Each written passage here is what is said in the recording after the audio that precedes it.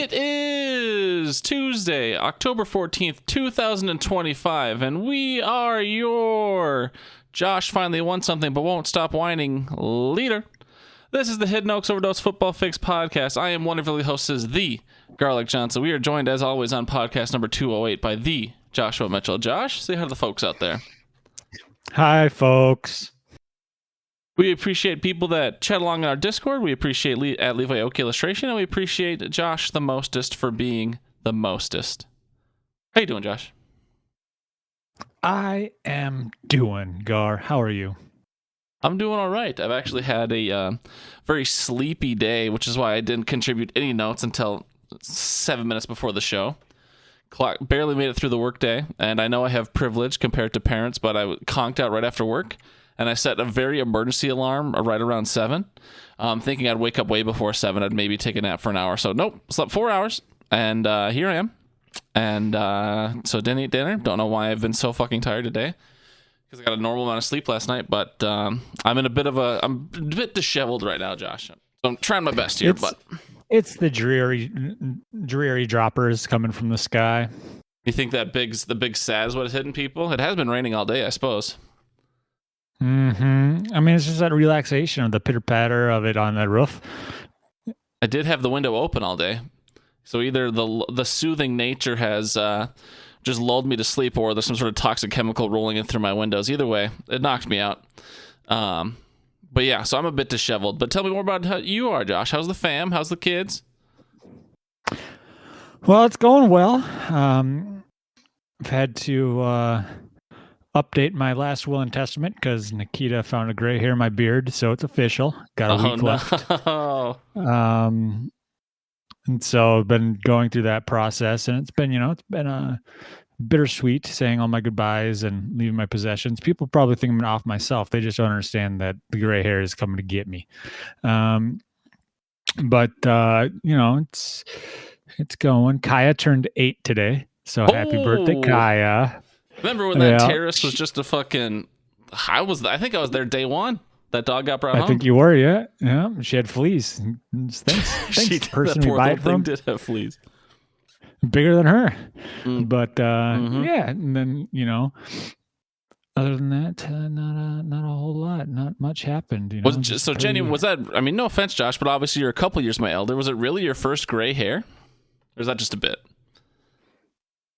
Nah, it's a bit. Yeah, I think I found one on my head, in that that was like last year, and that one might have been a Kaya hair, and then I just it went away. And beard hair, I've had a couple, but nothing that sticks out too much. I don't go gray, but I've definitely had. I shouldn't say like it's a lot, but definitely maybe in the past year, the fucking Bork will pull them out of my beard to, I don't know if she's trying to shame me or what, but. I've definitely had like a good 4 or 5 white beard hairs that have been plucked out over the past year or so. So I know everyone ages differently in hair, particularly skin cells are weird and shit. But if that was your first gray hair, I was going to give you kudos. You do have a great head of lettuce, amazing hair, amazing hairline from Josh, but it's going to get us all eventually. Yeah, well, my grandpa passed with a full head of hair, so here's to hoping to that. Well, fuck you. How's that? Well, he was also 6'9". I'm not 6'9". That's true. But no, good. That's nice. That's one of the few things that guys can really appreciate other guys for without being, no homo, bro. It's like, you got nice hair. A guy with bad hairline can really be envious for sure. Anywho, before we spiral into further depression, talking about hairlines and death, do you want to talk about football? Yeah.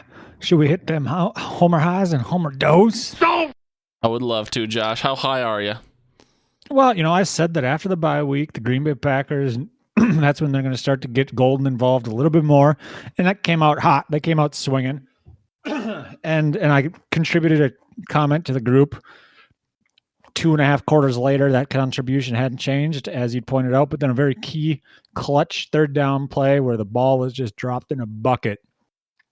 I'm thinking that if Love would have thrown a golf ball, he could have probably thrown it through a golf ball sized hole 600 yards away. That's how accurate he was. Damn. And yeah, just dropped it right in the bucket. So he didn't finish with eye popping numbers, but when he had the ball in his hand, he was doing well.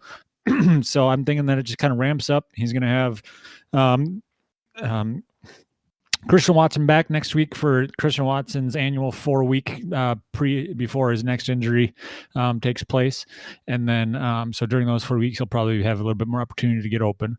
Other high. Why doesn't he throw like that every time? I don't know. I think he just wants to make it. I think that sometimes he just decides he closes his eyes when the routes start, so he could guess where people are, and he just wants to make it fair for the rest of the NFL. Gotcha. But the other Packer high, it was that the defense has had 0 first quarter points all year. I have the high ground. Yep. All right, that sounder was much longer than I thought it'd be. My bad. But then the dough is that Golden needs the ball more. And we saw how it worked when he had it in his hands the first quarter. And then we kept the score too close. I mean, that was a Bengals team that was dead in the water. Sure, they got revived by the 40-year-old Flack, who actually had a very good game, just deacon and, nickel and diamond down the field. Didn't have too many big throws, but he didn't make any mistakes. But kept it close, a little bit too close for comfort. Gar, how'd the Vikings do? Did they even win? We didn't win, Josh. We went simultaneously defeated and undefeated. Did not win a game, did not lose a game. It was, of course, our bye week after our 2-week adventure in Europe. First Ireland and then the UK. So, I mean, the big storyline this week is going to be who starts. I feel pretty confident the way KOC is. I mean, the coach has no reason to give it away, right? He wants to play every mind game with the Eagles that he can. It's like, is it going to be Wentz? Is it going to be JJM? Make them, work double as hard or prepare for both, so they can't spend enough time. Just really honing in on one. Not that there's a lot of JJ tape anyways, but I personally believe Wentz is going to start. I'm not really inspired by either right now, but anyways, Vikings high, as you pointed out, time to heal up. We got a bunch of players banged up, and so it's just a game. The bye week, even though we don't have that many players coming back off the bye, it's just 1 week that isn't a potential loss because we're missing some key contributors, so that is nice. And then your Vikings dough that you wrote for me, because I didn't do shit, JJ McCarthy healed up. That is a risk. I would say, as I was just talking about a second ago, I think my Vikings confidence is at an all-time low. Not that I think, obviously I like KOC, I like the Cock, and I like the Cam, I like Kwesi Adolfo-Mensah. I think the team has a bright future, but this year, just with all the injuries we've already had, with shaky quarterback play regardless of who's in there, Wentz has been an okay point guard or whatever, a game manager. But JJ, very uninspiring, but I understand people want to get him reps. I don't know. This year is not our year, I don't believe. But you never know. I would say I'm open-minded. I'm not so close-minded like the doom and gloom classic fans, like, oh, we fucking suck, this and that. So I'm open-minded. We still could win a good handful of games. I don't think... So, sorry, go ahead. Hypothetical question here. Sure. I mean, as far as I understand from what I hear from you and other people and reading on the internet, the Vikings have one of the more well-rounded rosters. Obviously, the O-line's lacking. The wide receivers are solid. Running backs are, above average, and then defense is supposed to be elite. Now, let's just say hypothetically, you guys had a quarterback like one of the top performers in the NFL right now, Daniel Jones, or I don't know, Sam Darnold, I guess is another one, AFC and NFC. If you had one of them on your roster, how well do you think you'd be doing? If they were able to play consistently each week, I think we'd for sure be doing better right now. Obviously, were we going to pay Sam Darnold what we paid him? No. We did offer Daniel Jones a contract, but he wanted the opportunity to start. So neither team wanted to, or neither player wanted to stay due to JJ McCarthy being the 10th overall pick, 12th overall pick, whatever he was. So I get you're trying to get me with the gotcha question, Josh. But no, of course, if we had better quarterback play, we'd be doing better this season. Just all over Reddit, and just people asking. Just imagine if the Vikings had one of these guys on their roster, and yeah, I mean the trouble is you're not going to. Has any team ever? Like I wasn't a big football fan at the time of Jamarcus Russell, so I don't know how long he played or how long he started. But has any team ever taken a top 16 quarterback and then just benched him immediately or never played him or cut him? I don't think so. You're going to play that guy, whether it's the best football decision or not, right? There's also the business and Josh the politics Rosen. Behind it. What's that? Josh Rosen, didn't he get drafted? Okay, that's good. That's a good point. The Josh Rosen was pick 7, and then What happened his first year? Did he get hurt, or was the plan just to sit him and then Kyler Murray came through? I forget exactly how that went down. It's been a couple years now. I believe he was terrible. I believe he said that there were 7 mistakes made before me, or something, whatever he said. Sure. And then he was bad. And then they just the very next year they took Kyler and stayed bad, but bad with Kyler instead of bad with Rosen. Sure. Okay. No, that's a fair point. I do believe every rule has Trubisky. an exception, but obviously, I'm sure you would agree with my point. That's a very rare thing to happen. So, and obviously, I can't fully say JJ. I'm not saying his career's over. We've just seen 2 shaky games out of him with 1 good quarter. The future could still be bright for this kid. I'm just talking about this year. Are we going to make the Super Bowl? No. Do we maybe barely make the playoffs? Sure. But I'm open-minded with low confidence.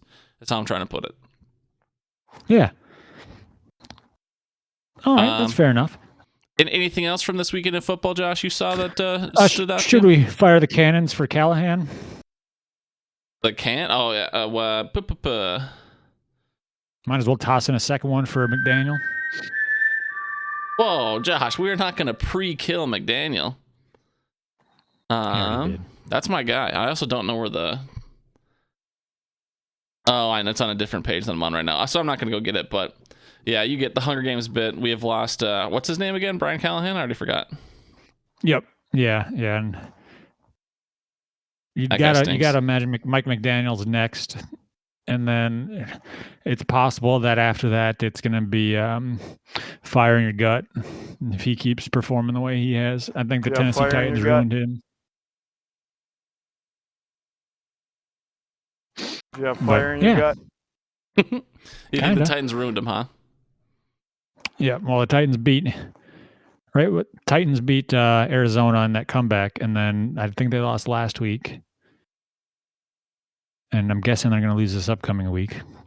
I don't know. I think there might be, because I don't think anyone thinks Stefanski is that bad of a coach, but that man has overseen some bad Browns teams. And obviously there's been the Deshaun Watson thing wholly going on, but no one is calling in Kevin Stefanski into question. So it's just interesting how there's different feelings based on the organization. He was one of the ones that crossed my mind as well. And then I think it's just because people just don't want to think about the Browns at all. That could be it. They don't love the Browns. They don't hate the Browns. They nothing the Browns. It's pure apathy. Worst case scenario. Yeah. Well, Gar, should we move on to the Fantastic Grain of Salt? Let's do it. Recap. Let's do it. I have no I tasty. believe I went first last week. Okay. We have nothing tasty. You don't have any sponsor. You were eating before the show started. So what were you eating, Josh? I was eating some grapes. I don't eat them too often, just because I feel like there's such a hassle. Not a big fan of the preparation and requirements it takes in order to eat a grape. Rinsing it? Well, no, I mean, I have to use a potato peeler to get the skin off.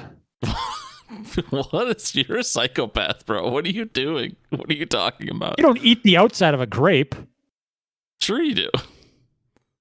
No, it's like a kiwi or a peach. You don't eat the outside. Okay, well, I don't know what's wrong with you. Have you started taking the supplements sold on Alex Jones' radio show? What, the gay frog powder? Something's up with you, bro. I'm just trying to find the origin. No, I mean, you don't peel the skin off your grapes and then stitch them together to make a little grape mask? I'm going to talk about fantasy football now. I am uncomfortable. I'm just kidding. No, I had grapes. Were they white or red, Josh? Both, because I buy the mixed combo bag. Ooh. Anywho, I had one of my better, tied for my best fantasy week of the season. I went 5-2 as my records read in the league. Still don't have a single win in my most expensive league. It's all L's across the top here, which is tough. I do have the one tie to begin the season, but I was texting T a little bit because that's a family league and T's in that one, or a family and friends league. But I was like, T, I would have been better off just ripping up $100 bill than investing in this fantasy team this year. And then I posted my team in the Discord. It's been rough. But no, other than that, pretty good week. Won in every league except one of my best leagues, which is a little disheartening. I went 0-9. in that one, but still alive in JWoww's guillotine. Overall, my record is 21.5 to 20.5, so that's a winning percentage of 51.19. Using the intellectual property of Joshua Allen Bunker Incorporated this week, I would have gone 37 and 35, so just above 500. If I would have played every team every week the whole season, I'd be 235.5 to 245.5, so batting 490 essentially if you round. So below 500, not doing good. I went 9-0 and 11-0 in both Hidden Oaks leagues this week, so I was really just mopping up the neighbors this week. So that was a nice feeling. Deflate These Balls is my best team percentage-wise. I'm 47-19. That's a 70.21 winning percentage. So hopefully I can deflate some balls this year, and then I don't know. Otherwise, it's a rough fantasy year, Josh. We've talked about it multiple weeks. I don't have to belabor the point, but it's tough out here. How you doing? Well, I went 4-2, tied for my best week as well. The only difference is that I got a win in the Hood League. What? Yep. And it was a roller coaster because Thursday night started off with Cam Scatabo dropping 35 on me. Woke up on Friday, went out to the kitchen, grabbed Nikita by the shoulders, looked her dead in the eye, and goes, "What cursed me in football?" and then I said that Cam Scatabo put up 35 against me, and this guy does meth. He should fail every drug test. And then and so it just kind of started like that, and then we got to Monday night, and I was like, well, Josh Allen needs to put up 19 in order for me to lose. And he had 9 points in the first drive. So I was just like, here we go again. Dying once again. And then all of a sudden, Josh Allen decides to go rookie year Josh Allen. And I'm on top, 2-10 in the Hidden Oaks League. Don't call it a comeback, ladies. But yeah, so it's looking up. I think I prematurely called my undefeated remaining games last week, and or 2 weeks ago, and I should have done it last week. So we're looking at never losing ever again. That being said, overall, this week, going 4-2 in the intellectual property of Joshua Allen Bunker Incorporated, I went 28-26, bringing me to, that was about 51.85. On the season, if I were to have played every team, I would have a 55.5% win percentage. My best league is the Champs League, where I'm winning, or I have a 72.73% win percentage. And that's, obviously numbers are decreasing as people's heads keep falling off. Other than that, Victoria's Secret, which was actually my worst game, my only loss came from that in the median this week, is 62%. Still have the most points for in that league, despite being 7-5. Because when I win, I win. And when I lose, I lose. And that's just how it goes. And so we'll have to figure out if the boys just need a pep talk or if I need to, go kidnap some pets. Yeah. But as we do most weeks, or at least every week this year, the player of the week, the play of the week, the guy who scored the most over their projection, Cam Scatabo, previously mentioned, putting up 35, which was 20.5 points over his projection. So you could see why I was a bit salty waking up on Friday. The dud of the week, which isn't necessarily fair, but Puka Nacua, he got hurt. He was 16.4 points under his projection. It stinks, but it's part of the game. And then the dumb sucker, the highest bench player, DeAndre Swift, put up 28.5 points on, I believe, Jeremy's bench. I don't know. I just think that Jeremy always has DeAndre Swift, so that was my guess. Matchup of the week, I changed the rules. It has always, or I had it be the two lowest, or the two teams that don't beat the median. Now I'm just going to have, if two of the three lowest teams play each other, then they're going to be the matchup of the week. This week, we had a great matchup of two low scoring teams. That was Eric beating my lovely wife Nikita by 11 points. Hell yeah, son. Yep. And as you mentioned, Gar, you mopped us up.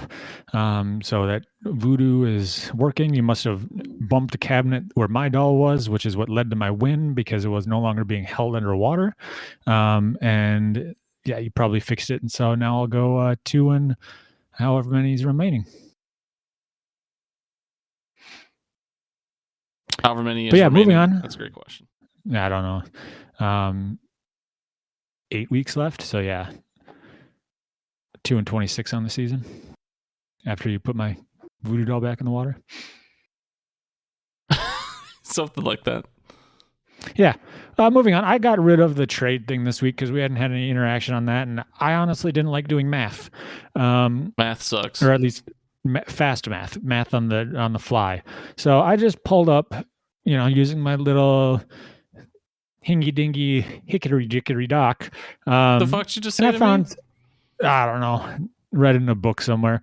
I decided to look at the top 5 performers and overperformers or underperformers and overperformers, speaky hard, and come up with, a few things. I had their draft numbers as well, just forgot to type them in, but most of them are second round or late first or first, second round picks for both of them, I would say.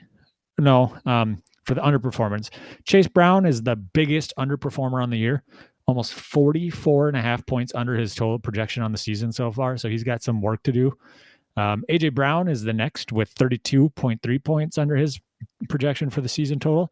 And then it's Saquon, teammates, 31 points. And then Travis Hunter, who had an ADP of, I think it was like 7th round or something like that for most leagues, 28.5 points under his projection. And then Derrick Henry is another first rounder, 27.5 under his projection. For the overperformers, and I'll ask you a question after this, so you could take some time to talk. But the overperformers, no, you're doing great. Pickens is 38.3 points over his projection on this season so far. Scatabo is 36.15 over his current projection, or what his projection was at this point. JSN is 34 points over. Goddard's 32.25, and then Patrick Mahomes 33 points over his projection. Now, Gar, when you look at these, and we think about water finding its level. I mean, we're about what?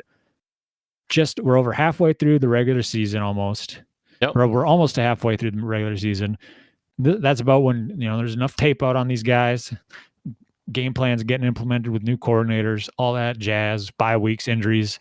Oh, yeah.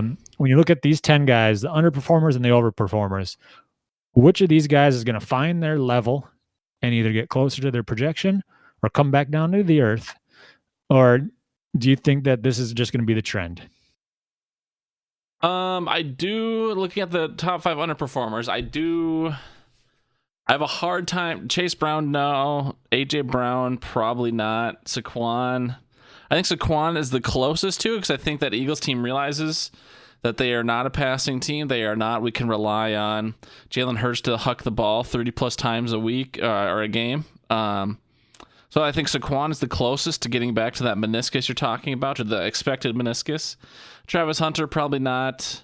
Derrick Henry, I mean, I'm obviously biased because I have a lot of shares of Derrick Henry this year, but he appears pretty slow out of the gate with Lamar. I mean, with Lamar back, maybe. The defense respects the pass a little bit more, but I think, I don't know. I was avoiding Chase Brown this year, so I'm biased against him. Yeah, I think, to me, Saquon is the only one on this list that has a shot to get back to there. Projected. Like, I think these other guys are good players. Like, I'm not saying you shouldn't cut or not start these players because they're high draft picks, and their floors, I think, are fairly safe. Like, they're going to get you double-digit points every week, I think. But as far as, getting back to their studly projection, I don't think so. Maybe Saquon. What about you? Yeah, Saquon is the one that I had as well as in that pick. I do think that if Saquon does, that leads to AJ Brown, because it is, they want that well-rounded attack. But before AJ Brown, Saquon has to do that. When looking at the overperformers, I would say that as far as like coming back down to earth, becoming, or going back to where they were, I would say Pickens is probably the most likely, and Goddard. But Pickens mainly because CD being out is really boosting his value or his numbers these past few weeks. And so I think that once CD gets back, those targets are going to go back to, not all of them going to go back to him, but it's going to lower his kind of opportunity score. So instead of being, way over his projection or that overperforming his projection so much, it's going to come back down to earth. Yeah, I mean, he's had, other than week 1, which he had a slow start, he went, at least in this league I looked up in, I don't know what the scoring settings off the top of my head, but 17, 17, 33 against Green Bay, then 17 again, and then another 33 against Carolina. So I do think, I assume CeeDee Lamb got hurt week 4. So you're right. He has had 2 30-plus performances, which is surprising me. But even without those, I don't think he was projected to average 18 points a game. So as far as CeeDee Lamb got hurt week 3 because he didn't play against the Packers. Gotcha. Okay. So yeah, I was looking at picking stats because I was really curious because I think that's a solid pick regardless. But yeah, as far as overperforming versus underperforming, I could see Pickens falling back down. I do think the Scatabo train has left the station. I think he's the guy. JSN is obviously the only viable option in Seattle. Goddard is the one that surprises me the most. You would think that with the whole Eagles team struggling, that Goddard would equally be struggling. I don't know if it's just a bunch of dump offs or garbage time or something that's happening to Goddard because I've not been watching. So with Goddard, he had a bunch of touchdowns like in a row, but then from the Eagles games that I've seen, Jalen Hurts is literally only throwing 5-yard outs and little checkdowns. Like he's not throwing the ball downfield, and Goddard's benefiting a lot from that. Okay, gotcha. So just a lot of volume. That makes sense. But yeah, and so I think, and Mahomes is obviously not going to fall back. I mean, Mahomes is saving my fantasy season right now in a couple leagues, so we need him to just continue to be a stud. Fantasy Mahomes is back after a couple year hiatus. He's ending the season QB1, obviously. So, yeah, it's interesting to see those overperformers, though. Good for them. Mm-hmm. Now, the last one I have, you may have noticed that there's only a couple numbers because we're going to play a game. Okay. Would you like to play a game? The names listed are the first-round draft picks, minus Neighbors, who I believe was taken 12th, but is no longer on this list because he is no longer on a football team, or on a football field, I should say. He's not on a football team? They cut him? Oh, my God. Mm-hmm. And so Saquon and Henry, answer's already done. They're underperforming. Yeah, now, you don't have to give me a number. You don't have to give me a number, Gar, but going through this list, Jamar Chase, is he over or underperforming? Under, for sure. Okay. You are incorrect. Really? Yep, he is. 2.5 points over. Jesus, okay, projected so total. Very close. So, I mean, yeah, he's basically spot on his projection. So, yeah. But no, I believe that's all propped up from the one game a couple weeks ago and then last week. So, the last 2 weeks, he's really kind of propped those numbers up. Saquon, we've already done, is underperforming. Bijan has to be overperforming. Dude is a stud. I'd guess he's over 40. 22.5. But, yeah, I believe he had a couple weeks that were a little bit low by his standards. But last night, yeah, I definitely have recency bias in my answer, but holy shit. Yeah, no, he's overperforming by, like I said, 22.5 basically. CeeDee Lamb. Now remember, projections, they're projected 0. So if they're hurt or something, so that doesn't necessarily add to their total projected number. Oh, I see. I thought you were just talking about like the season projections, then you divide it by the number of games. No, it's weekly added up. It's wow. pre-week. So did you put this effort in? Yeah. Holy shit. That I typed the code and entered, and then it ran it all for me. But okay. A week. Yeah. I thought you were sitting here fucking tabulating your abacus and shit. CD, I'm going to guess it's close either way, like it's a plus or minus 5, but I'll say over. Nope, he's under. And the number that he's under is exactly the number that he was essentially projected the game he lost or went out. He was spot on his projection week 1 and 2. He got hurt week 3 before scoring a point. And so that's why he's under. Gotcha. JJ. I'm going to guess over.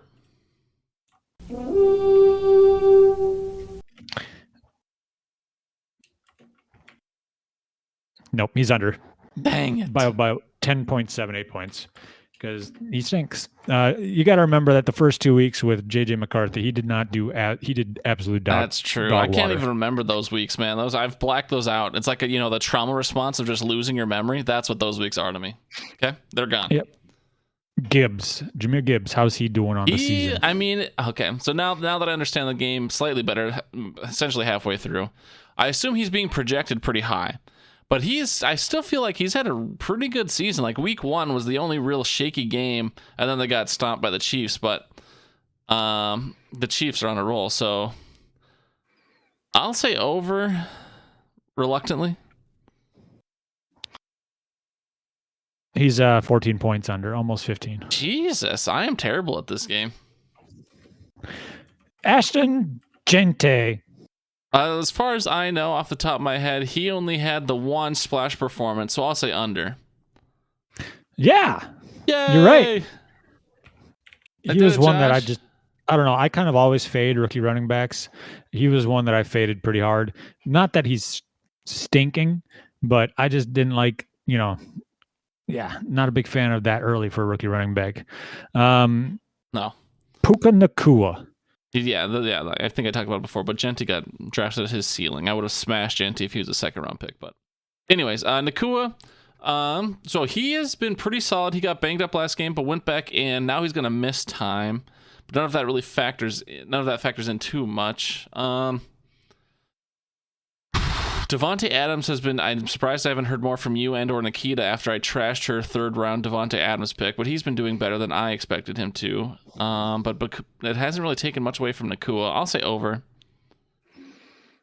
Yep, Nakua's over about 15. It kind of helps when he's catching 12 passes a week. It makes a difference, man. Amon Ra. Again, I think this is one that is close either way.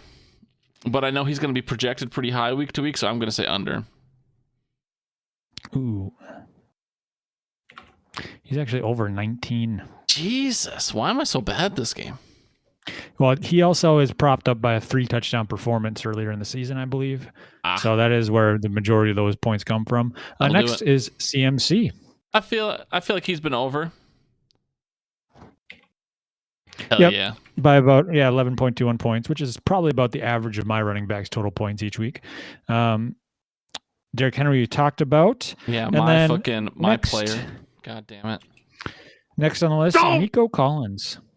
I know I don't believe I have a single share of Nico anywhere, but I believe what I've heard and what I've read is that he's had a steady floor, but nothing that's sexy, so I'm gonna say under. Yep, yeah, he's been pretty underwhelming.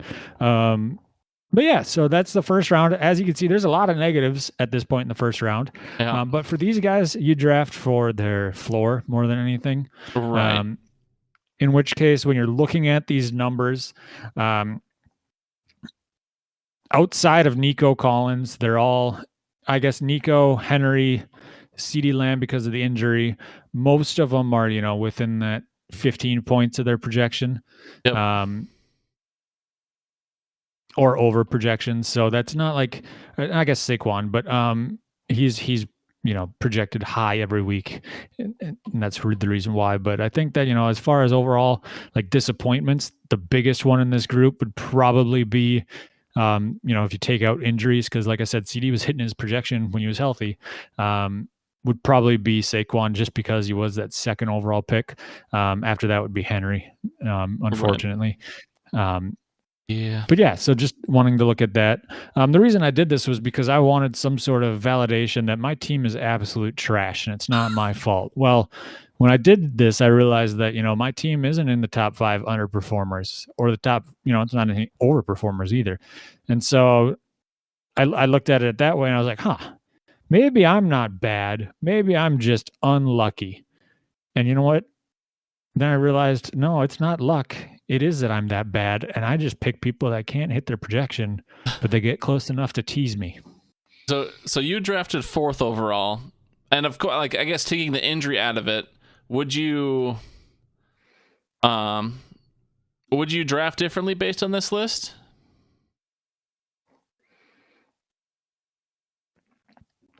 I don't know. Like taking injury out of it, it's hard because obviously I think that if I were to do anything, I would change where I pick in the draft. And I really wanted Bijan as well. Like I was going to be happy with Bijan or CD. I really wanted CD, but if like since we are half PPR and stuff, I didn't know if whoever, I think Brian was 3. I didn't know if he would take CD. And then so I really wanted a Bijan share, which is why I spent $350 in the auction for him in champs. But Sure.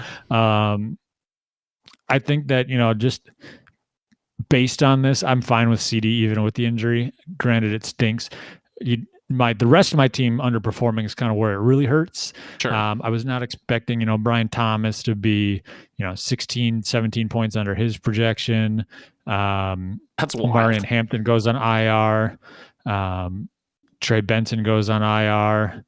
The week that he gets, the starting jobs. Right. Xavier Worthy gets hurt in his first game, so he ends up not hitting his projection ever. Breece Hall is a Jet, which is just disappointing enough. Yep. The only guy on my team that's actually overperforming that I drafted is Travis Etienne at pick 100, who is 7 points over his projection. Oh, Cameron Dicker, never mind. He's 6.5 points. Yeah, how dare you? But okay. So yeah, I guess as to me, knowing that you wanted either Bijan or CD, I'm surprised you didn't go third, or even second. See, CD was my preference, so I really wanted CD, and the way that I figured was like Jamar was going 1, then I thought Bijan would go 2, and I didn't want to have the second pick because then when it came back around, it would be 2 other guys that I'd miss out on potentially. Gotcha. And then Bijan was going to be, then Bijan I thought might go 3 or CD might go 3. And I was like, I would be fine giving up one or the other in order to get that earlier second round pick. Gotcha. Not that it made much of a difference for me, but it was because I wanted to get,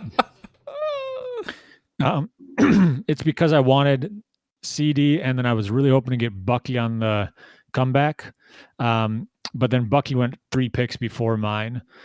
Granted, I could have ended up with, Brock Bowers. That's the pick that went after Brian Thomas. Trey McBride went 2 picks after. James Cook was somebody that I'd thought about, but I thought he would, everything that I had done as far as like research said that he was going to be like early 3rd. So I thought that he'd make it back to me. Nope. He went last pick in the 2nd. Tyreek Hill was, somebody else that's afterwards. Kyron Williams, who's having an okay year, but still underperforming. Drake London was somebody that I should have taken. Ended up taking Omarion Hampton because Drake London got taken. And that was looking up until he got hurt. But yeah, there's a lot of underperformers so far. Alvin Kamara, he's underperforming. All right, well. Yeah, fun times. I hate football. Yeah. It'll be interesting to see where the season ends for us. All you really need is one good league to financially do pretty okay. And when you have this many leagues, you should be okay. But it's obviously winning is fun. So it's been we're taking a hit this year in that department. Yeah. Well, that's all I got, Gar. It's 8:07. Should we get the hell hell out of here, the skins off my grapes. You're a psychopath. Do not do that. Oh, speaking of skinned grapes, I guess there's a new Monster series. Like they call it Monster, but it's about serial killers. And it's about Ed Gein, the guy who inspired the Texas Chainsaw Massacre, Leatherface. Yeah. So if you need some tips on how to skin grapes, you can watch that. Yeah, I'll get right on it. Never. Okay. Love you. Go Packers. Bye, Josh. Go Packers. And Does now, cold weather make you sad? Does turning the... I played it further than I thought it would. Easter egg / get ready for seasonal affective disorder. Here is an old replayed medical minute from Dr. Jamie Howard. Jesus Christ. Dr. Jamie Hammer talking about seasonal affective disorder, also known as, at least by me, the big sad. Take a listen. Does cold weather make you sad? Does turning the calendar to November bring a tear to your eye? Does the first snowflake make you crawl into your bed and not come out until spring? You could be experiencing seasonal affective disorder. In all seriousness, about 10% of people report feeling some sort of change in their emotions based on the seasons, and about 50% of those who are feeling depressed at baseline. It's most common in people who are around age 20 to 30 and those that live in northern climates, so y'all better listen up because this pretty much describes our lives. It's not really clear why seasonal affective disorder is a thing. There are quite a few hypotheses and none have been proven, but my absolute favorite is called the circadian rhythm shift hypothesis. This says that when the brain is experiencing less daylight, it's making melatonin, or that sleep hormone that you've heard so much about, through more parts of the day.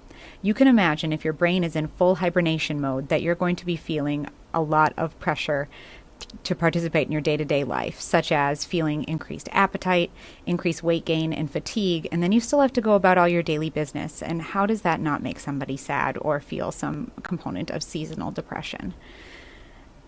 And not only depression, but people can also experience symptoms of bipolar disorder or manic episodes that are based on the seasons as well.